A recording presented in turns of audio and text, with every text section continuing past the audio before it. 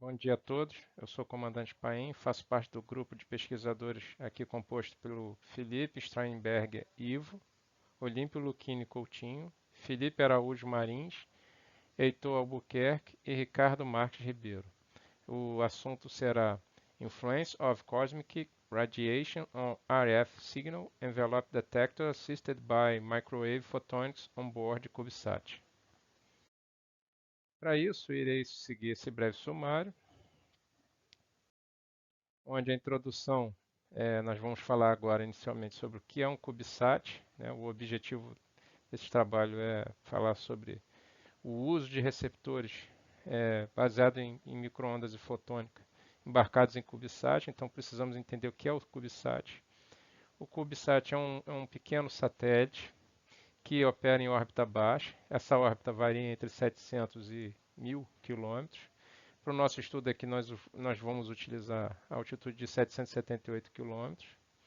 A vida útil deles varia entre 3 e 10 anos. Eles são caracterizados é, por necessidades de baixo consumo, o payload, né, na verdade, dele ele tem que ser de baixo consumo, tem que ocupar um pequeno volume, baixo peso e quando for, no caso, o receptor, ele tem que operar em uma largura de banda grande. Então, a microondas e fotônica, ela se candidata por apresentar essas características em seus dispositivos, onde a Microwave Photonics é uma área do conhecimento que trata sobre a geração, processamento e transmissão de sinais de RF por circuitos óticos. Esse receptor ele seria embarcado no CubeSat. Aqui os senhores podem observar na figura, nós temos um navio emitindo um sinal, é um exemplo, e esse CubeSat nessa órbita, ele tem aqui o seu receptor fotônico, né, onde tem um conversor eletroóptico, que é composto por um diodo laser, um modulador, que converte esse sinal para o domínio ótico, para a faixa de operação ótica, que sofre o processo e depois é devolvido ao sistema através da conversão do ótico para o elétrico através do fotodetector. Aqui as características básicas de um sinal típico de radar, onde tem a duração do sinal, que é a largura de pulso, o PW. Nós temos o intervalo de repetição entre o pulso e a amplitude do sinal. Então, esse sistema, ele se conceitua basicamente é, em poucos componentes, como os senhores podem ver, muito simples, isso aumenta a confiabilidade do sistema. Esse sistema, como eu havia mostrado, a sua fonte ótica é um diodo laser, que esse sinal, ao ser inserido num modulador de fase, ele sofre variação de fase proporcionalmente ao sinal de RF de entrada. Esse sinal ele é conduzido até um filtro óptico. Aqui os senhores podem notar que tem um isolador óptico, que isso é para evitar que o sinal refletido do filtro óptico crie instabilidade no sistema. Nesse filtro óptico, é uma coisa interessante a ser observada, que a sua banda de passagem, a sua banda de rejeição, é aqui demonstrada em vermelho, ela elimina a portadora óptica e a banda lateral inferior. Isso visando só deixar passar a banda lateral superior, onde quando esta incide aqui no fotodetector, suas componentes espectrais sofrerão um batimento entre si, gerando um sinal na banda base. Esse sinal na banda base, ele é exatamente proporcional ao sinal da banda base que modula a subportadora de RF aqui do sinal. Por essa faixa de frequência ser muito mais baixa do que a frequência de RF, esse fotodetector pode ser aproximado, o seu circuito equivalente é uma fonte de corrente em paralelo com um capacitor e a carga aplicada ao sistema. E esse sistema aqui, os senhores podem observar que é um filtro passa abaixo. Então, ele filtrará as frequências altas do sinal, então ele só deixa passar a banda base. Caso então tenhamos dois sinais ou duas subportadoras de RF no mesmo sinal, esse filtro eliminará os sinais espúrios que são gerados pelo batimento entre as duas portadoras de RF, né, dessas subportadoras de RF. É, os senhores podem notar que essa característica aqui, esse circuito, ele pode trazer um ganho do sinal da banda base, através de uma contribuição do domínio do circuito óptico e também pela transimpedância. Sem falar que ela filtra elementos espúrios. É, agora a influência, né? A gente está falando de como funciona o sistema. Esse sistema fotônico, ele tem previsão, né, de acordo com, já que esse é um artigo de continuação, ele tem uma previsão de ter uma sensibilidade em torno de 53 kV por watt, para uma faixa de 10 a 20, por causa da stop band. Isso eu irei mostrar um pouco mais à frente. Então, nós fizemos um experimento baseado em dados obtidos na literatura, já que a gente não tem como simular o ambiente espacial e nem tínhamos como fazer um teste em loco com cobalto 60 em um ambiente controlado. Então, nós fizemos uma pesquisa onde observamos que a, a dosagem dos sistemas espaciais de radiação, radiação ionizante, elas podem ter carga ou não. E há estudos usando só a ionização sem carga, porque é mais simples de ser feito e tem uma boa aproximação. Então a gente observou na literatura comparações com diversos trabalhos e a gente observou que três fabricantes usando a fibra, três fabricantes de grade, de Bragg, usando a fibra padrão da Corning, né, que é uma fibra monomodo, número 28, dopada com germânio, ela pode sofrer influência dessa radiação ionizante. Então a nossa metodologia se baseou em fazer uma previsão de qual seria a dose acumulada em 2 anos de um satélite, um CubeSat, numa órbita heliosíncrona, com uma altitude de 778 km, com 14 revoluções por dia e com uma chapa de proteção de alumínio que é de 5 milímetros, porque a gente chegou a uma otimização através da análise do gráfico, que 5 milímetros já seria suficiente. Se a gente colocar mais alumínio, o sistema ficaria mais pesado, consumiria mais combustível para mudar de órbita. Então, a espessura ótima é 5 milímetros. Esse software SPENVIS, ele é da ESA, da Agência Espacial Europeia. Ele significa Space Environment Information System.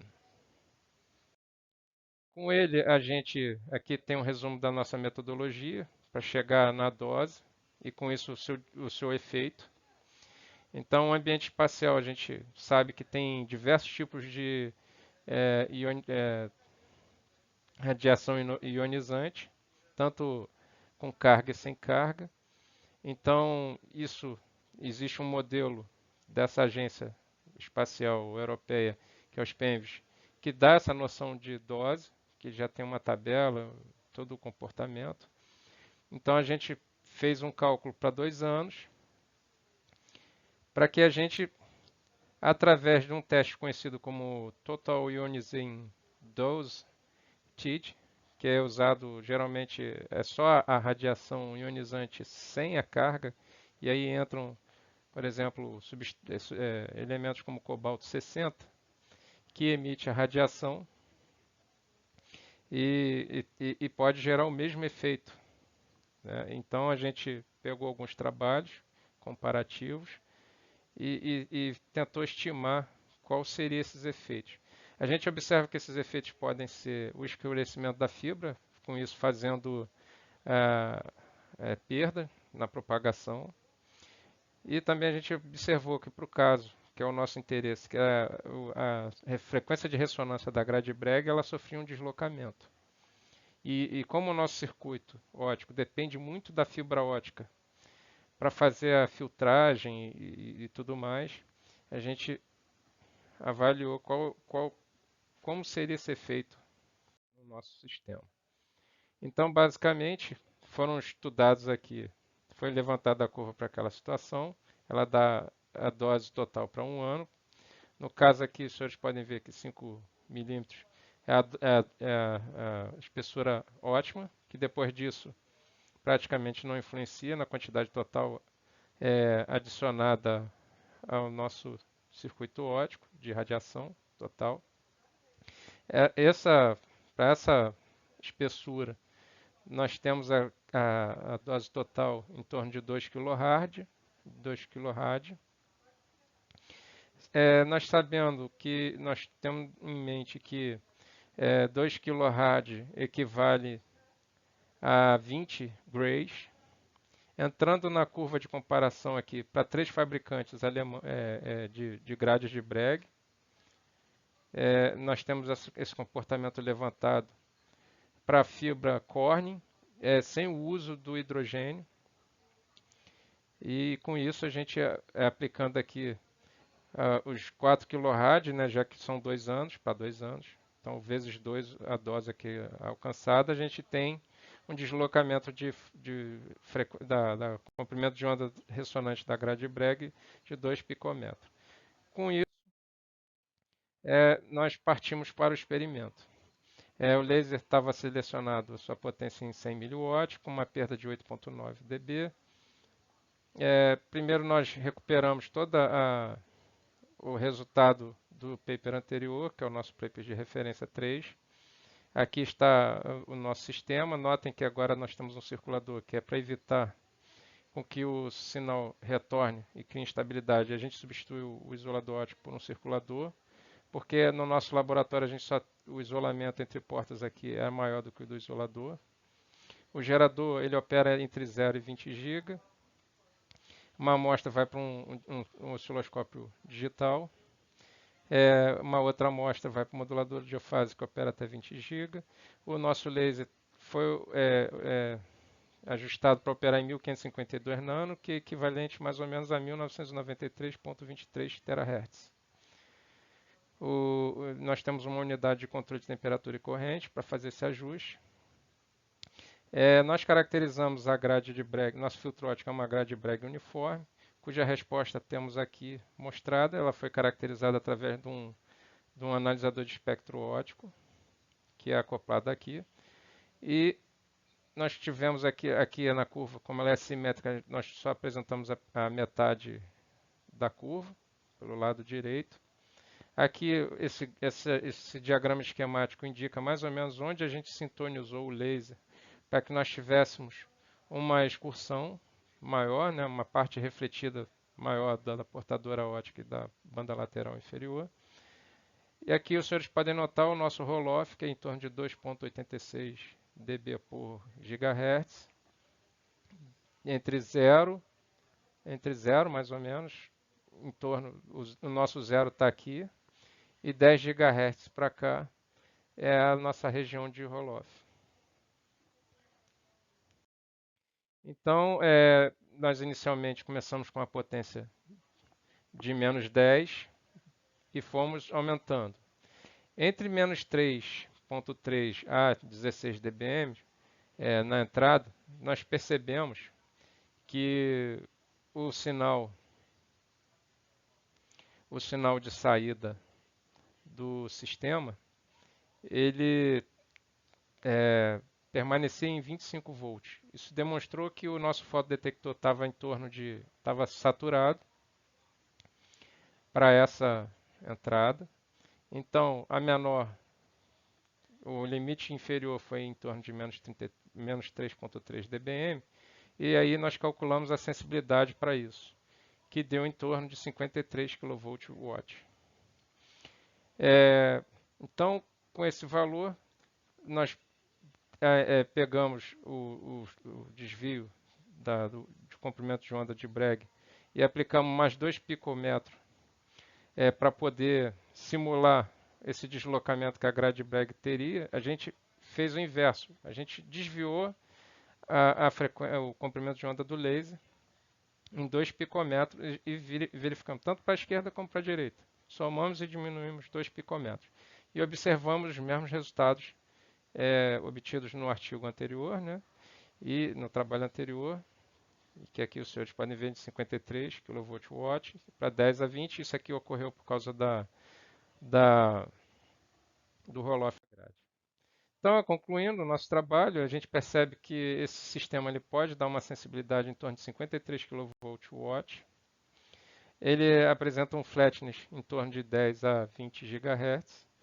Abaixo disso, a gente percebe uma variação do sinal de saída, né? Mas para 10 a 20, a gente percebe uma saída flat.